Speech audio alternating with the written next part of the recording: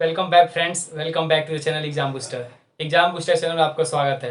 हम लोग Indian geography पढ़ रहे थे। इंडियन ज्योग्राफी में इससे पहले वाले लेक्चर सीरीज में हमने अध्ययन किया था ब्रह्मपुत्र नदी तंत्र, ब्रह्मपुत्र रिवर सिस्टम। उसके बाद से उसके पहले भी हमने गंगा नदी तंत्र और उसके साथ साथ सिंधु नदी तंत्र के बारे में अध्ययन कर लिया था। उसी श्रेणी में नदियों वाली श्रेणी को आगे बढ़ाते हुए आज हम प्रायद्वीपीय भारत की जो नदियां होती हैं, प्रायद्वीपीय भारत की जो नदी तंत्र है उसके बारे में अध्ययन करेंगे। चूंकि प्रायद्वीपीय भारत जो है वहाँ पे छोटी छोटी नदियाँ बहुत ज़्यादा हैं। उत्तर भारत की तुलना में प्रायद्वीपीय भारत की नदियों की संख्या काफ़ी कम है, लेकिन इसको हम दो भागों में डिवाइड करके पढ़ते हैं। आइए देखते हैं, उसके बाद इंट्रो क्लास देखते हैं। कुछ इंट्रोडक्शन परिचय है जो प्रायद्वीपीय भारत की नदियों से जुड़ा हुआ है, उसको एक बार देख लेते हैं। उसके बाद से आगे इसको डिवाइड करके पढ़ेंगे। ये मैंने प्रायद्वीपीय भारत की नदियों को बताया है, मैंने मैप में आपको बनाया है, जिसमें आप देख सकते हैं रेड कलर की दो नदी है, एक है नर्मदा नदी, एक है ताप्ती नदी। ये नर्मदा और ताप्ती नदी अरब सागर में अपने जल को ले जाकर गिरा रही हैं, और बाकी जितनी रेस्ट नदियां हैं ये सारी अरब सागर में, सॉरी बंगाल की खाड़ी में, बे ऑफ बंगाल में अपने जल को लाके गिराती हैं। तो ये है, अगर प्रायद्वीपीय भारत की नदियों को पढ़ने का कोई क्रम है तो प्रायद्वीपीय भारत की नदियों को दो भागों में बांट के पढ़ा जाता है। एक है बंगाल की खाड़ी में जाके अपने जल को मिलाने वाली नदियों का अध्ययन एक साइड में एक साइड की तरफ करते हैं, और दूसरा अरब सागर में मिलने वाली नदियों का अध्ययन एक क्रम में करते हैं। यानी एक क्रम में इस नदियों का, बे ऑफ बंगाल में अपने जल को मिलाने वाली नदियों का क्रम एक साइड, सेकेंड साइड में हम पढ़ेंगे अरब सागर में मिलने वाली नदियों का अध्ययन करते हैं। तो यानी प्रायद्वीपीय भारत की नदियों को अध्ययन करने से पहले दो भागों में डिवाइड किया गया। बंगाल की खाड़ी में अपने जल को मिलाने वाली नदियां और अरब सागर में अपने जल को मिलाने वाली नदियों का हो गया। तो ये है, इस तरह हम दोनों को पढ़ेंगे। उसके जब हम इसको पढ़ेंगे तो सबसे पहले हम बंगाल की खाड़ी में मिलने वाली जितनी भी नदियां हैं उसको पहले अध्ययन करेंगे। उसके बाद अरब सागर में मिलने वाली नदियों का क्रमवार हम लोग अध्ययन करेंगे। ये नेक्स्ट वीडियो में मैं आपको दोनों को मैं बताऊंगा। लेकिन जिस तरह हमने गंगा नदी तंत्र पढ़ा था और गंगा नदी तंत्र से रिलेटेड जो भी इंपॉर्टेंट कंसेप्ट थे, जो महत्वपूर्ण आपके कंसेप्ट, तो मैंने आपको पहले वाले लेक्चर मैंने आपको प्रोवाइड कराया था। उसी तरह प्रायद्वीपीय भारत की नदियां हैं, उनसे रिलेटेड कुछ फैक्ट है, उनसे रिलेटेड कुछ कंसेप्ट है जो आपको जानना बहुत जरूरी हो जाता है। प्रीलिम्स और मेंस में क्वेश्चन इस साइड वाले, इस वाले पोर्शन से मेंस में क्वेश्चन काफी ज्यादा आते हैं। स्टेट पीसीएस में या यूपीएससी में कई बार पूछा जा चुका है। ये प्रायद्वीपीय भारत की नदियां तथा हिमालयी नदियों का आप विशेषताएं या दोनों में डिफरेंस को आप एक्सप्लेन करें। तो ये इस मेंस से रिलेटेड ये वाला टॉपिक है, और प्रीलिम्स से भी आप ऐड कर सकते हैं, कुछ चीजें इसमें है। तो आइए उसी कंसेप्ट को आगे बढ़ाते हुए आज इसका बेसिक कंसेप्ट पढ़ेंगे। आखिर ये प्रायद्वीपीय भारत की नदियों का उद्गम पश्चिम साइड से है, पूर्व साइड से है, आखिर इनका लेंथ इतना कम क्यों है, इसमें पानी की मात्रा इतनी कम क्यों रहती है, सारी चीजें हम अध्ययन करेंगे इस वाले लेक्चर में। आइए देखते हैं। कह रहा है कि जो प्रायद्वीपीय भारत की नदियां होती है चौड़ी होती है, जो इनकी जो चौड़ाई होती है प्रायद्वीपीय भारत की नदियों की, उत्तर भारत की नदियों की अपेक्षा इन नदियों की जो चौड़ाई होती है, ब्रेथ होती है, काफी ज्यादा होती है। उत्तर भारत की नदियों की चौड़ाई इसलिए कम होती है क्योंकि उत्तर भारत की नदियां हिमालय रेंज से काफी ऊंचाई से आती हैं। ऊंचाई से आती हैं तो उनकी गति काफी ज्यादा होती है और उनमें पानी की मात्रा काफी अधिक होती है, इसलिए वो अधिक से अधिक कम से कम ब्रेथ, कम से कम चौड़ाई का मतलब अपना मार्ग बनाते हुए तेजी से बहती हैं। क्योंकि ये नदियां, आगे पढ़ाएंगे, ये नदियां काफी छोटी होती हैं और इनका जो ढाल होता है, स्लोप होता है, बहुत निम्न होता है, लो कटे, बहुत नीचे, इनका स्लोप बहुत कम होता है। इसकी वजह से ये जो नदियां हैं चौड़ाई ज्यादा, लंबाई कम और चौड़ाई ज्यादा इन नदियों का होता है। उसके साथ साथ लगभग संतुलित एवं उथली घाटी में बहती हैं। ये नदियां बैलेंस वे में है, ये नदियां कभी भी अपने रास्ते को चेंज नहीं करती है, संतुलित है, कभी अप डाउन नहीं करती हैं। एक मार्ग में जैसे पहले बहती थी आज भी उसी मार्ग में बह रही हैं, और ये नदियां उथली घाटी में बहती है। उथली घाटी बोलने का मतलब मैंने आपको ऑलरेडी प्रीवियस लेक्चर में मैंने बता दिया है। प्रायद्वीपीय भारत का जो पठार है वो एक पेनिसुलर प्लेटू है, यानी एक चट्टानी वाला इलाका है, यानी पर्वत से नीचा है और प्लेन से ऊंचा है, यानी एक सपाट, एक मेज की भांति सपाट है। तो उसमें बहने की वजह से ये उथली घाटियां में ये प्रायद्वीपीय भारत की नदियां बहती हैं। उसके बाद से छोटी होती है तथा संख्या में काफी कम होती है। उत्तर भारत की नदियों की तुलना में प्रायद्वीपीय भारत की नदियां लेंथ में काफी छोटी होती हैं और उसके साथ साथ इनकी संख्या काफी कम है। उत्तर भारत की नदियां हैं जो हिमालय से निकलने वाली इतनी नदियों का हमने अध्ययन किया था, उनका लेंथ काफी ज्यादा था और उसके साथ साथ उनकी संख्या भी काफी ज्यादा थी। लेकिन प्रायद्वीपीय भारत की जो नदियां हैं इनका लेंथ कम है और इनकी संख्या भी कम है। ठीक है, फिर कह रहा वर्षा कम होता है और ग्रीष्म में इनकी पानी कमी हो जाती है। जो प्रायद्वीपीय भारत की नदियां होती हैं ये टोटली मौसमी होती हैं, यानी एक मौसम के दौरान, यानी जब आपका मानसून आता है तो बारिश जब होता है तो बारिश होने के दौरान इन नदियों में पानी भर जाता है। ठीक है, और बाकी जब मानसून चला जाता है, जब बाकी और जब सीजन आता है तो ये नदियां सूख जाती हैं और अपनी उनकी तल वैसे ही दिखाई देती है। कोई भी इंसान उसको पैदल चल के ऑन फुट चल के उसको क्रॉस कर सकता है, पार कर सकता है। ये मौसमी नदियां होती है, हमेशा इसमें पानी नहीं होता है। लेकिन जब हम उत्तर भारत के नदियां पढ़ा था, जिसमें हमने हिमालय से निकलने वाली नदियों का अध्ययन किया था, उसमें हम लोगों ने पढ़ा था एक तो वर्षा ऋतु से वो नदियां हमेशा भरी रहती हैं, और दूसरा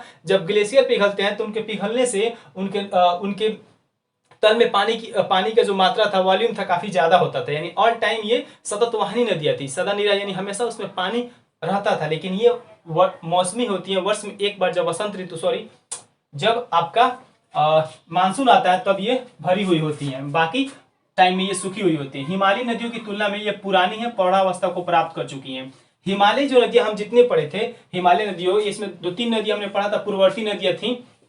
ये उसी तरह ये जो नदियां होती हैं, ये भी एक प्रकार की पूर्ववर्ती नदी है। हिमालय के उत्थान से पहले इनका उद्गम स्थान था। हिमालय के बनने से पहले ये नदियां अपने पहले वाले स्थान में बहते चली गई, इसलिए ये नदियों को हम कहते हैं प्रौढ़ा अवस्था को प्राप्त कर चुकी हैं। मतलब जैसे कोई बच्चा जन्म लेता है तो शिशु रहता है, उसके बाद वो प्रौढ़ा अवस्था में आता है, किशोर होता है, फिर प्रौढ़ा अवस्था में आता है, फिर यंग युवा होता है, फिर वृद्धावस्था में चला जाता है। तो इसी तरह नदियों का भी क्रम चलता है। जो नदियां का हाल ही में उद्गम हुआ है, समझे वो युवावस्था में, जो नदियां बुढ़ापे के किनारे पहुंच चुकी हैं, वो नदियां पूरी तरह से बूढ़ी हो चुकी हैं, इसलिए उनको पौढ़ा अवस्था कह सकते हैं। यानी अपने अब ये लेवल को, अपने तल को प्राप्त कर चुकी हैं और एक लेवल में और एक रेखा में हमेशा बहती रहती हैं, इसलिए पौढ़ावस्था को प्राप्त कर चुकी हैं। क्योंकि हिमालय के उत्थान से पहले इनका उत्थान हुआ था और ये तब से ही लेकर आज तक बहते आ रही हैं। और इनकी ढाल प्रवणता यानी स्लोप जो है इनका काफी धीमा होता है। स्लोप मतलब ढाल इसलिए धीमा होता है, मैंने आपको ऑलरेडी बता दिया। उत्तर भारत की जितनी भी नदियां हैं वो हिमालय से निकलती हैं, और हिमालय से निकलने वाली नदियां आप जानते हैं काफी ऊंचाई से निकलती है, इसलिए उसमें जो स्लोप होता है मंद नहीं होता है। उनका स्लोप जो ढाल होता है काफी तीव्र होता है और काफी तीक्ष्ण होता है। लेकिन इनका स्लोप चूंकि पश्चिमी घाट से, मैक्सिमम नदी यहाँ पे पश्चिमी घाट, आप प्रीवियस लेक्चर में देख चुके हैं, मैक्सिमम नदी यहाँ पे पश्चिमी घाट से निकलती हैं। और पश्चिमी घाट से निकलती हैं तो पश्चिमी घाट की ऊंचाई भी कुछ ज्यादा नहीं है, लगभग 600 से लेकर 1200, मैक्सिमम जो पीक है 1200 से लेकर 1500 मीटर, लगभग 1.5 से 2 किलोमीटर यानी ऊंचाई रेंज वाली ऊंचाई से निकलती हैं। और यहाँ पे स्लोप इनका काफी मंद हो जाता है, यही कारण ढाल प्रवणता इनकी बहुत कम होती है। ठीक है, उसके आगे बढ़ते हैं। अधिकांश नदियां पूरब की ओर बहती हैं। प्रायद्वीपीय भारत की अधिकांश नदियां पश्चिमी घाट से निकलती हैं। पश्चिमी घाट, वेस्टर्न घाट, आप प्रीवियस लेक्चर में जाकर देख सकते हैं, पश्चिमी घाट से निकलती हैं और पूरब की दिशा में बे ऑफ बंगाल में अपने जल को लाके गिरा देती है अधिकांश नदियां। कुछ नदियां जैसे नर्मदा है, तापी है, माहे है, फिर यहाँ पे मांडवी है, जुआरी है, ऐसे 3-4 नदियां हैं, 5-6 नदियां हैं जो पूरब दिशा में न बह के पश्चिम दिशा में, यानी अपने प्रीवियस ढाल के अनुसार ये विपरीत दिशा में ये पश्चिम की दिशा में अरब सागर में अपने जल को गिराती है। नर्मदा, तापी, फिर जुआरी, मांडवी, भरतपुंजा, पेरियार, ये सब छोटी छोटी नदियां हैं जो अपने जल को अरब सागर में, यानी दिशा के विपरीत दिशा में अपने जल को लाके अरब सागर में गिराती हैं। क्योंकि पश्चिमी घाट से निकलती हैं, जब इधर से जो भी नदियां निकलती हैं, पश्चिमी घाट से जो भी नदियां निकलती हैं, तो फाइनली अपने जल को बे ऑफ बंगाल में मिलाती है, क्योंकि यहीं पे इसका ढाल पूरब साइड की ओर है। लेकिन इस साइड से निकलने वाली इधर की कुछ नदियां हैं, इनका ढाल पश्चिम साइड होता है, इसलिए अरब सागर में अपने जल को गिराती हैं। कह रहे जबकि नर्मदा एवं तापी सामान्य से विपरीत है। मैं बोला नर्मदा है, तापी है, मांडवी है, जुआरी है, पेरियार है, भरतपुंजा, कुछ छोटी छोटी नदियां हैं, वो अपने प्रीवियस जितनी भी नदियां हैं इनके समकालीन, इन नदियों की दिशा के विपरीत दिशा में ये अरब सागर में गिरती हैं। ठीक है, पूरब से पश्चिम भ्रंश घाटी में, और ये भ्रंश घाटी में बहती है। भ्रंश घाटी क्या होता है, आप इमेज में देख रहे होंगे। जब नदी किसी पहाड़ी इलाका से जब गुजरती है, जब शुरुआत में नदी का उत्थान हुआ होगा, अब पहाड़ का भी उत्थान हुआ होगा, तो उसी समय उसको काटते हुए अपने स्थान और अपने मार्ग को प्राप्त कर लिया होगा, और उसी मार्ग पे हमेशा सतत बहती रहती है। वही होता है भ्रंश घाटी। आप इमेज में देख रहे हो कैसे पहाड़ी इलाका को काटती हुई बीचों बीच नदियां बह रही है, वही भ्रंश घाटी में ये नर्मदा और तापी नदियां बह रही है।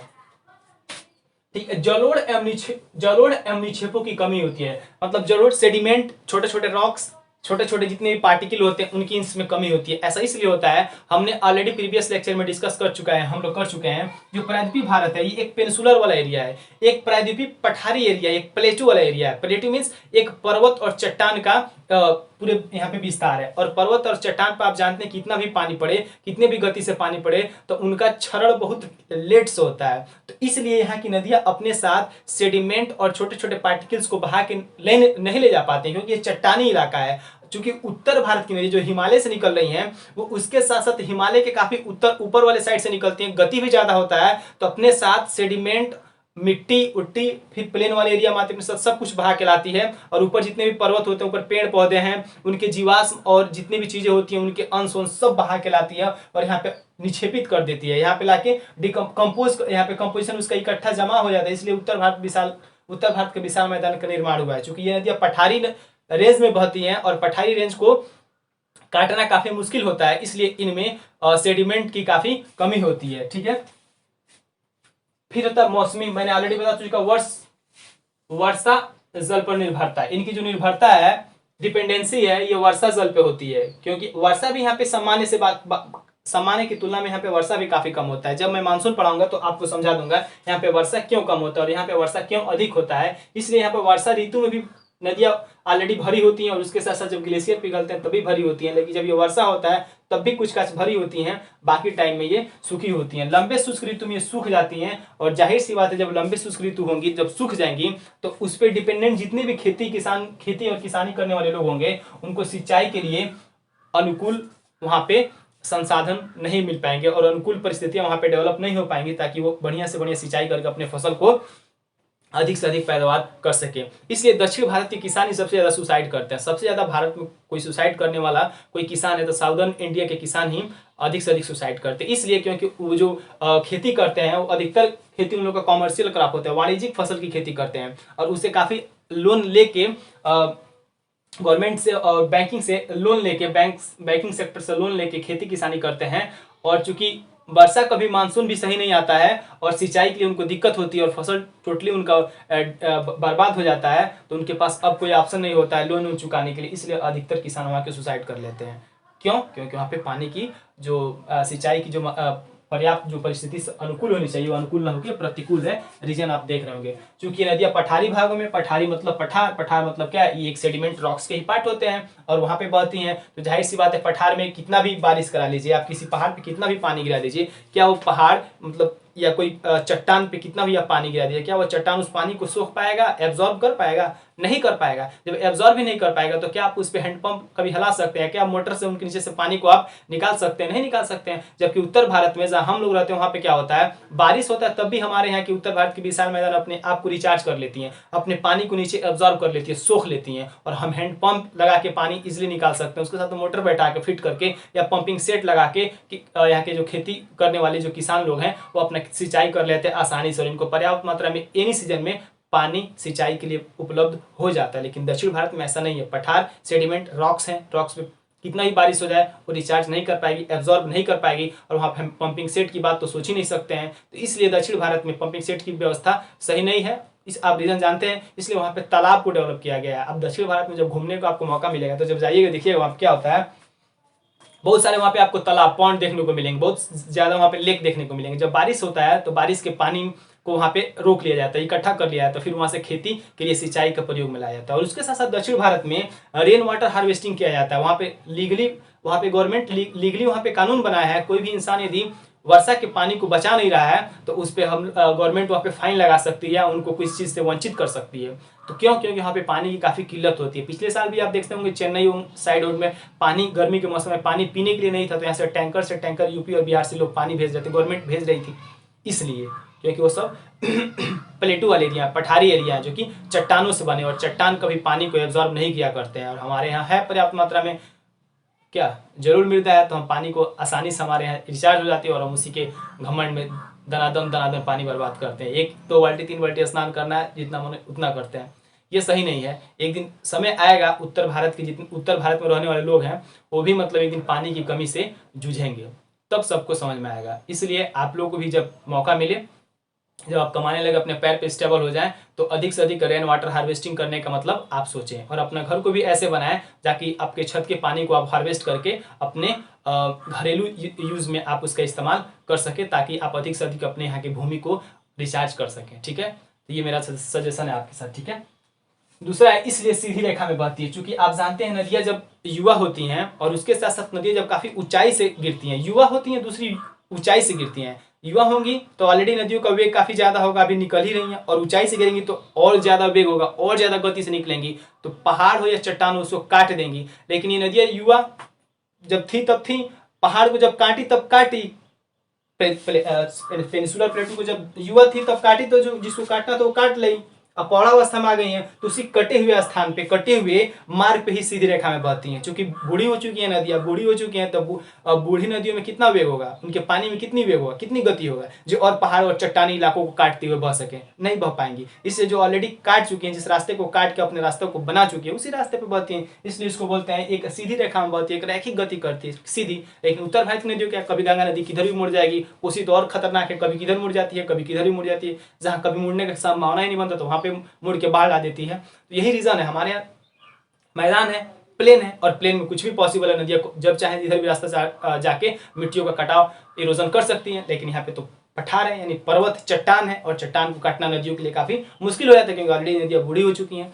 तो ये थे दक्षिण भारत की प्रायद्वीपीय पठार की जितनी भी नदियां हैं, नदियों से रिलेटेड मैंने बेसिक कंसेप्ट आपको यहाँ पे बता दिया। अब मैं ऑलरेडी बता चुका हूँ, नदियों को दो भागों में डिवाइड करके पढ़ा जाता है, बंगाल की खाड़ी में मिलने वाली नदियां और अरब सागर में अपने जल को मिलाने वाली नदियां। तो हम नेक्स्ट वाले लेक्चर में बंगाल की खाड़ी में मिलने वाली नदियां और अरब सागर में मिलने वाली नदियों का स्टेप वाइज, एक एक स्टेप वाइज करके एक एक रिवर्स का हम डिटेल में अध्ययन करेंगे। जितना प्रीलिम्स में क्वेश्चन बन सकते हैं, इवन मेंस के भी बेसिक क्वेश्चन जो अंडरस्टैंडिंग आपका चाहिए उतना आपको मैं करा दूंगा।